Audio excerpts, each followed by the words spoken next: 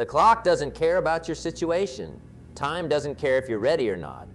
The sun rises whether you choose to get up or not. That's the beauty of it all. The choice is yours, and the choice you make today shapes who you become tomorrow. I want to talk to you about 3 simple things that can change everything in your life. Just 3. But don't be fooled by their simplicity. Most people miss the power of simple disciplines practiced every day. They're looking for the complicated answer, the magic solution, the quick fix. Meanwhile, success leaves clues, and those clues are often found in the most basic habits.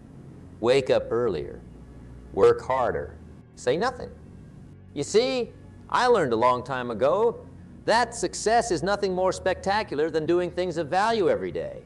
It's not about one home run. It's about showing up to practice day after day after day. Some days you hit, some days you miss, but you show up every single day. Now let me ask you something. What time did you get up this morning? And more importantly, what did you do with that first hour? Because I'll tell you something, that first hour of your day sets the tone for everything that follows. The early morning has gold in its mouth. Not actual gold, of course, but opportunity. Opportunity that most people sleep right through. While others are dreaming about success, the achievers are already up, already planning, already growing. You know what fascinates me about waking up early? It's entirely within your control. You don't need permission. You don't need special skills. You don't need money or connections or anything else. You just need to decide. That alarm goes off, and you have a choice to make. Hit snooze and stay the same, or get up and begin to change. Now, I'm not talking about just setting your alarm earlier and dragging yourself out of bed feeling miserable. That's not the point. I'm talking about giving yourself the gift of time, time that belongs just to you before the demands of the day come calling. Time to think, to plan, to prepare, to grow. When you wake up at 5 a.m. instead of 7 a.m., you've just created 14 extra hours in your week. Think about that. Almost 2 full work days of additional time that most people never find. What could you do with 14 extra hours? Learn a new skill, read those books you've been putting off, exercise, plan your day, work on that side business, spend time in thought and reflection. The early morning is magical because the world is quiet. No phones ringing, no emails dinging, no people asking for things. Just you and your thoughts and your goals and your plans. Look at history's greatest achievers. Benjamin Franklin started his day at 5 a.m. So did Ernest Hemingway. So does Tim Cook of Apple. So does Howard Schultz, who built Starbucks. The list goes on and on. Are they superhuman? No. Do they need less sleep than you? Probably not. They simply made a choice to give themselves the advantage of those early morning hours when their mind is fresh and the world is still quiet. Now, some of you might be thinking, that sounds nice, but you don't understand my situation. Maybe you work night shifts. Maybe you have small children. Maybe you have health issues that affect your sleep. I understand. Not everyone can wake up at 5 a.m., but here's the thing. The principle remains the same even if the timing changes. The question is, are you controlling your time, or is your time controlling you? Are you giving your best hours to your most important priorities? Or are you giving your leftover energy to what matters most? Because that's what waking up earlier really represents, taking control of your time instead of letting your time control you. Think about what happens when you oversleep. You rush, you skip breakfast, you feel behind all day, you're reactive instead of proactive, you're playing catch up from the moment your feet hit the floor. Now contrast that with giving yourself an extra hour in the morning. You move with purpose, not panic. You have time to think, to plan, to center yourself. You're making choices rather than just responding to whatever comes your way. You're setting the tone for your day rather than letting your day set the tone for you. The early morning is also when your willpower is strongest. Research shows that willpower is like a muscle. It gets tired as the day goes on.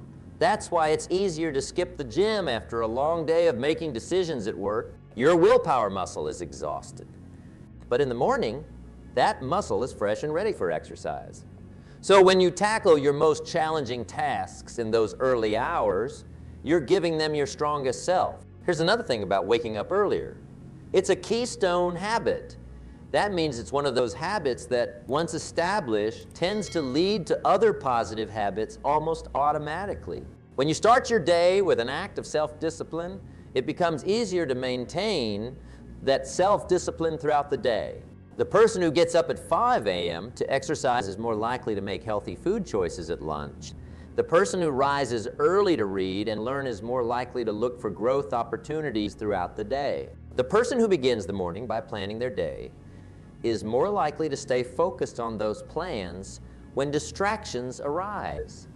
One small change, setting your alarm for an earlier time, can create a ripple effect that touches every area of your life. That's the power of a keystone habit. But here's the catch. This doesn't happen overnight. There's an adjustment period. Your body needs time to adapt to a new sleep schedule. Your mind needs time to embrace a new routine. The first few days, maybe even the first few weeks, will feel challenging. That's where most people quit. They try getting up early for a day or two, feel tired and uncomfortable, and decide this isn't for me. What they don't understand is that discomfort is part of the process. It's the price of admission. It's the cost of growth. Think about it this way. When you go to the gym and lift weights, what happens? Your muscles feel sore. That soreness is a signal that growth is happening. The same is true when you change your sleep habits. The initial discomfort is a signal that you're growing, changing, becoming something new. The question is, are you willing to endure short-term discomfort for long-term gain? Because that's what separates the achievers from the dreamers. The achievers understand that feeling good is not the same as doing good. Sometimes the most important things we can do don't feel good at all, at least not at first. So how do you make this transition easier? Start small. Don't try to wake up 2 hours earlier right away. Begin with 15 minutes. Once that feels comfortable, add another 15 minutes. Small steps lead to big changes when taken consistently over time. And have a plan for those early morning hours. Don't just wake up early to scroll through social media or watch TV. That defeats the purpose. Use that time for something meaningful, something that moves you closer to your goals. Maybe it's exercise. Maybe it's reading. Maybe it's working on that side business. Maybe it's quiet reflection and planning. Whatever it is, make sure it's something that matters to you, something that creates value in your life. Because here's what I know for sure. The way you spend your time is the way you spend your life. And when you give the best hours of your day to your highest priorities, you send a powerful message to yourself and to the universe about what matters most to you. Waking up earlier is just the beginning. The second piece of our success formula is equally powerful. Now I can already hear some of you thinking, work harder. I am already working as hard as I can. And maybe you are. But let me challenge you to think about what working hard really means. Working hard isn't about being busy. Busy is easy. Anyone can be busy. Busy is rushing around, checking email constantly, attending meeting after meeting, exhausting yourself with activity. No, working hard means something different. It means focusing your energy on the things that create the most value. It means doing what's difficult but necessary, not what's easy but unnecessary. It means being productive, not just active. Let me share a story. A young man came to a philosopher and said he wanted to be successful. The philosopher took the young man to the ocean, walked him into the water until it was up to their shoulders, then pushed the young man's head under the water and held him there until he was gasping for air. When he finally let the young man up, the philosopher said, "When you want success as badly as you wanted air just now, then you'll have it." That's what working hard really means. Wanting your goals so badly that you'll do whatever it takes to achieve them. It means having that hunger, that drive, that overwhelming desire to succeed. You know what most people do? They dabble. They try a little of this, a little of that. They work hard when they feel like it, when it's convenient, when it's comfortable. They want the results without the effort, the harvest without the planning, the victory without the battle. But life doesn't work that way. You can't plant apple seeds and expect to harvest oranges. You can't put in average effort and expect extraordinary results. The universe rewards effort. Consistent, focused, determined effort. I'm reminded of something my mentor Earl Shove told me many years ago. He said, Jim, never wish it was easier, wish you were better. Don't wish for fewer problems, wish for more skills. Don't wish for less challenge, wish for more wisdom. That's the mindset of someone who understands what it means to work hard. They don't shrink from challenges. They rise to meet them. They don't complain about obstacles. They find ways around, over, or through them. They don't make excuses. They make progress. Working hard also means doing what others aren't willing to do. It means showing up when others don't. It means staying late when others go home. It means reading one more book, making one more call, trying one more approach when others have given up. But here's what's interesting about hard work. It gets easier over time. Not because the work itself becomes easier, but because you become stronger. Your capacity grows, your stamina increases, your skills sharpen. What once seemed impossible becomes merely challenging. What once seemed challenging becomes routine. This is the miracle of personal growth. You're not the same person you were a year ago, and you won't be the same person a year from now. The question is, will you be stronger or weaker? More skilled or less skilled? Better or worse? The answer depends on how hard you're willing to work today. Now, some people hear work harder and immediately think it means having no life outside of work. That's not what I'm saying at all. In fact, the hardest workers I know are often the ones who have the richest lives outside of work. They understand the importance of balance, of renewal, of relationships, but they also understand something many people miss. The quality of your rest depends on the quality of your work. When you know you've given your best, when you know you've earned your rest, it's sweeter, more satisfying, more rejuvenating. The person who works half-heartedly all day, then collapses on the couch at night, isn't truly resting. They're just escaping. But the person who works with focus and intensity, who pushes themselves beyond what's comfortable, who tackles the difficult tasks that create real value, that person experiences genuine rest, genuine satisfaction. Working hard also means working smart. It means understanding the difference between activity and productivity.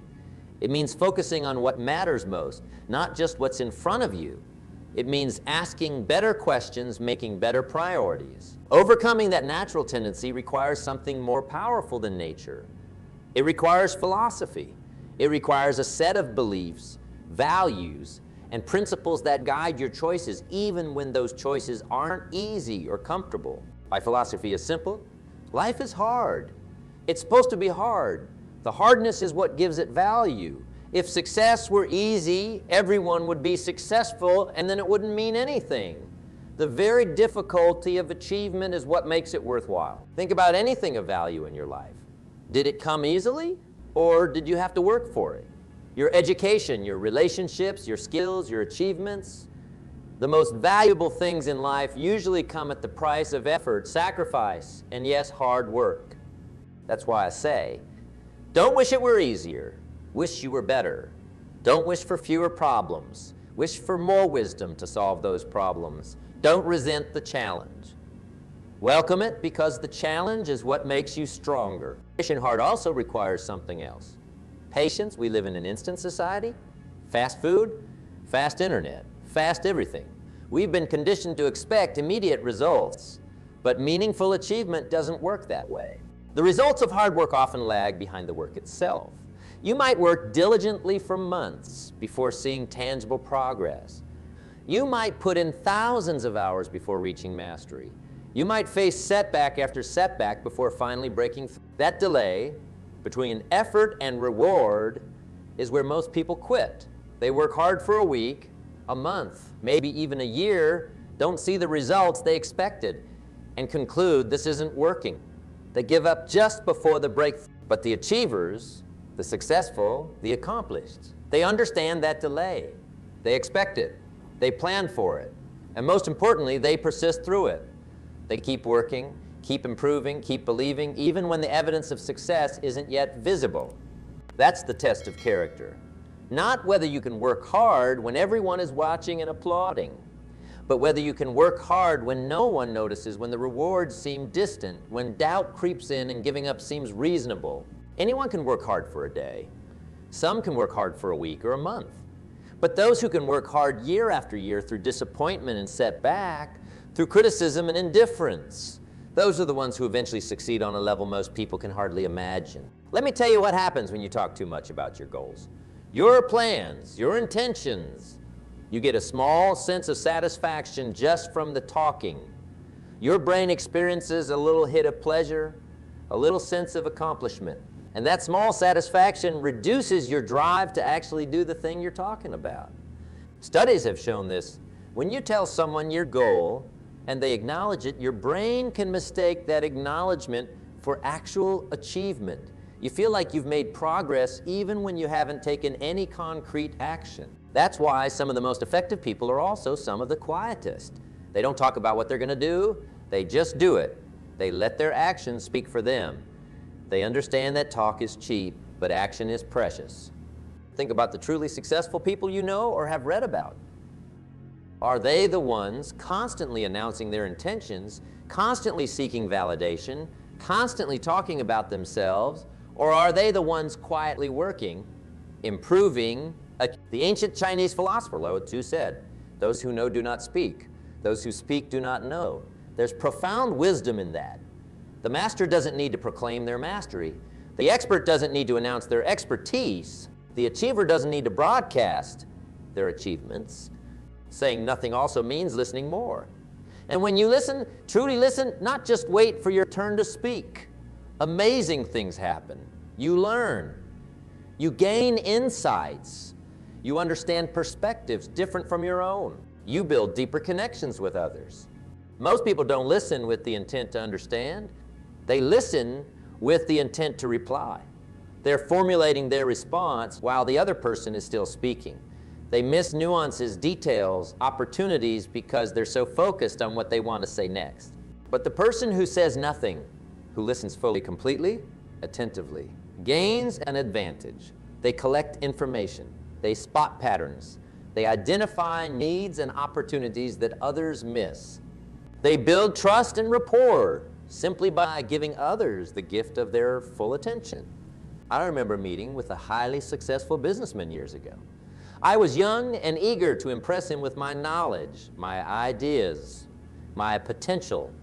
For the first 15 minutes of our meeting, I talked nonstop, sharing my thoughts. Eventually, I ran out of breath and he simply looked at me and asked, "Are you here to learn something from me or to show me how much you already know?" That question stopped me cold. I realized I had been so busy talking that I had missed the opportunity to learn from someone who had actually achieved what I only aspired to achieve. From that day forward, I made a conscious effort to talk less and listen more, especially in the presence of those I could learn from. And that single change, saying nothing more often, accelerated my growth and success more than almost anything else. Saying nothing also means avoiding the trap of complaining. You know what complaining does? It takes your focus off solutions and puts it squarely on problems. It drains your energy. It reinforces a victim mentality. It pushes away the very people who might help you succeed. The person who complains about their boss, their job, their circumstances is broadcasting their negativity and lack of initiative. The person who says nothing about their challenges but quietly works to overcome them is demonstrating resilience, resourcefulness, and responsibility. Which person would you rather hire?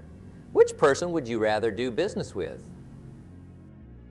Which person would you rather be? Saying nothing doesn't mean never speaking up. It means being selective about when you speak, what you say, and who you say it to. It means understanding that words have power to build or destroy, to motivate or discourage, to clarify or confuse. The most successful people use their words sparingly and purposefully. They don't engage in gossip. They don't boast. They don't tear others down to build themselves up. They don't make promises lightly. They understand that their words reflect their character and shape their reputation. Saying nothing also means avoiding the temptation to defend yourself unnecessarily.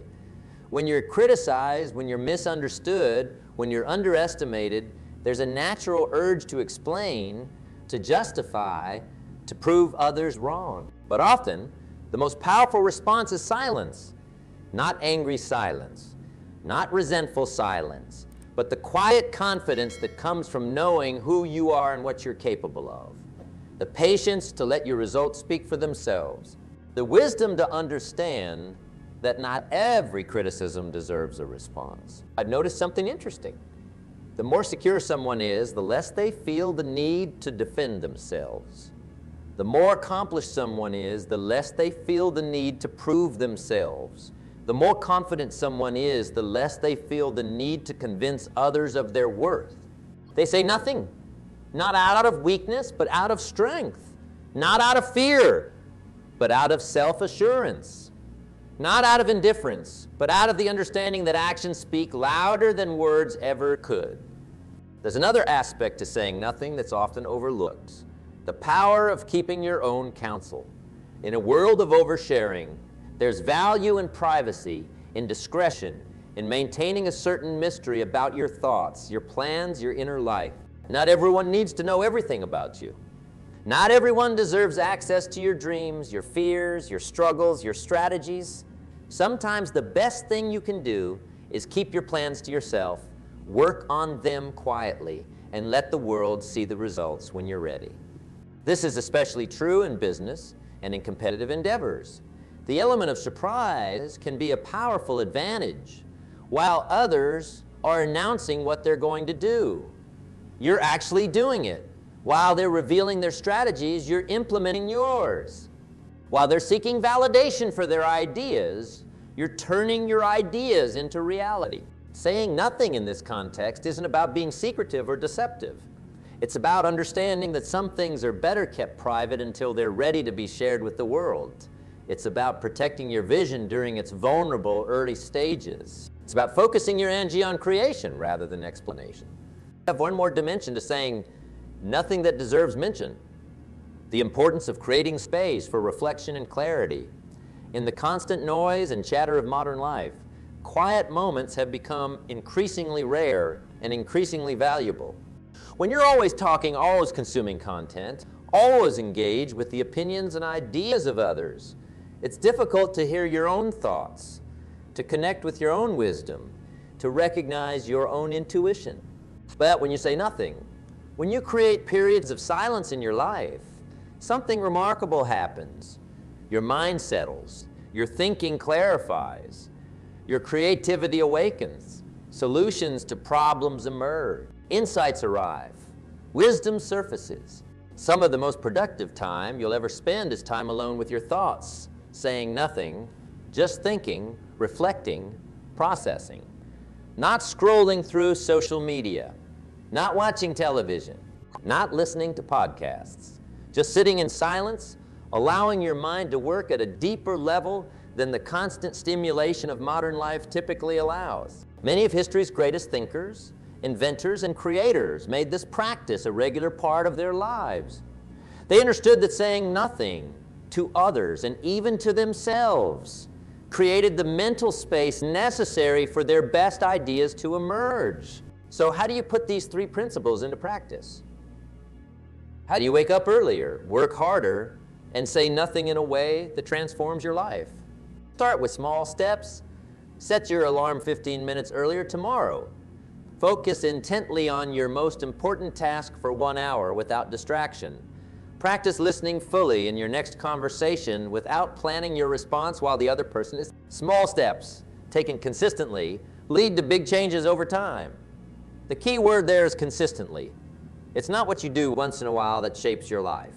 It's what you do consistently. Create systems that support your new habits. Put your alarm clock across the room so you have to get out of bed to turn it off. Block off focused work time on your calendar and treat it as sacred. Set a reminder to pause and listen more deeply in conversations. Anticipate it and plan for resistance. Your old habits will fight to reassert themselves. Your mind will offer excuses. Your body will crave comfort. This isn't failure. It's a normal part of the change process. Having a plan for these moments of resistance helps you move through them rather than being stopped by them. Find accountability. Share your commitment with someone who will support your growth and hold you to your word.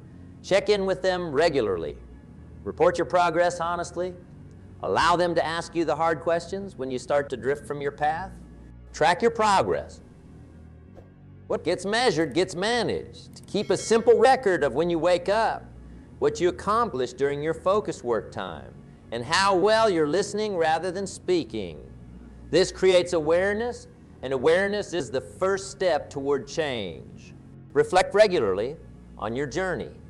Take time each week to review what's working, what's not working, and what adjustments you need to make. This isn't about judgment or criticism. It's about continuous improvement. Small refinements to your approach can lead to significant improvements in your results over time. Be patient with yourself. Change takes time. New habits take time to form.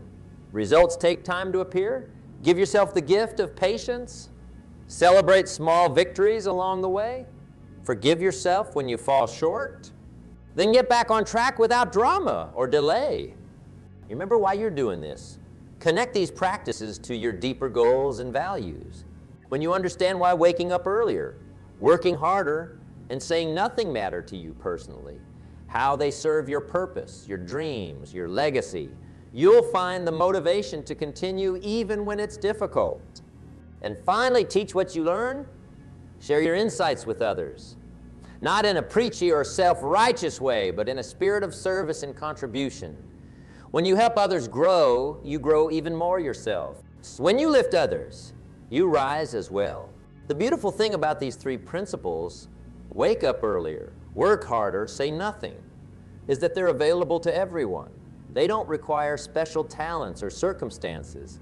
They don't depend on luck or connections. They simply require decision, discipline, the decision to live differently than most people live. The discipline to follow through on that decision day after day, week after week, year after year. And that's really what success comes down to. The willingness to do what others won't so you can live how others can. The willingness to make sacrifices today for a better tomorrow. The willingness to be different, to stand out, to go against the grain of ordinary. Because ordinary is easy, average is easy, mediocrity is easy. Just do what everyone else does, and you'll get what everyone else gets. But if you want extraordinary results, you need extraordinary habits. You need extraordinary disciplines. You need extraordinary commitment. Waking up earlier than most people are willing to wake up. Working harder than most people are willing to work. Saying nothing when most people can't stop talking. These three simple practices set you apart. They give you an edge. They create a gap between you and the average that grows wider with each passing day. Think about what happens when you wake up just 1 hour earlier than most people for a year. That's 365 extra hours. More than 9 40-hour work weeks of additional time that most people never find. What could you do with 9 extra weeks of focused time each year? Think about what happens when you work just 10 harder than your peers over the course of a career. That small difference in daily effort compounds into a massive difference in lifetime results. While others plateau, you continue to grow, to advance, to achieve. Think about what happens when you listen twice as much as you speak while others are busy sharing opinions, making excuses, and seeking validation. The insights you gain, the trust you build, the opportunities you notice that others miss. These advantages multiply over time. Small differences in daily habits create enormous differences in lifetime results. That's the miracle of compound effect. That's the power of simple disciplines practiced consistently over time. So I challenge you, make these three practices part of your life. Not just for a day or a week or a month, but for life. Make them as natural and necessary as breathing. Wake up earlier, work harder, say nothing, and watch as your life transforms. Not overnight, but inevitably. Not without effort, but with the deep satisfaction that comes from knowing you're living intentionally, purposefully, excellently. The clock is ticking. Time moves forward whether you use it wisely or waste it. The sun will rise tomorrow whether you're ready to rise with it or not. The choice is yours. It always has been. What will you choose?